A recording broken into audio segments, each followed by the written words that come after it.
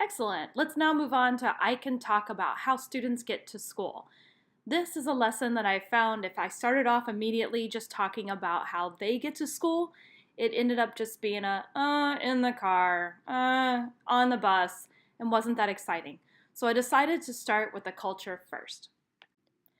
So Notice here are on two here, videos there's a blue that download show button. some more If you unique download that, or you will extreme get a ways blank to get to template that has school. those stars. The first video is and the it's 25 in Spanish, most dangerous dangerous ways ways to get to and you school can from translate around it the to any world. language you want. And the So you second can use one this is activity about a tomorrow group if you of want. children Who travel 2 hours down the side of a mountain to go to school every day, and that doesn't include getting back. So I found that if I could give them something that was kind of a shock value, something they wanted to talk about, that they are more likely to stay in the target language. So when we were watching the videos, I would show them one of the ways, pause the video, and then ask them some follow-up questions. And the first thing was using the star image that you see here. I asked them, would you give this a 3, a 2, or a 1 star? Is it very dangerous, a little dangerous, or it's normal? We did this for each segment. At the very end, you could then ask them, okay, now that you've seen all of these different ways, in your opinion, which one's the most dangerous? And through this, they also learned some other words such as boat, bridge, ladder, and some more unique ways that students get to school.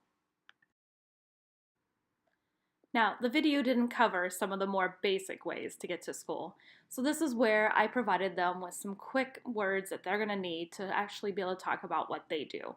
So here I asked them, how do you travel to school? And I have on their bus, the metro, a car, a bicycle, or on foot.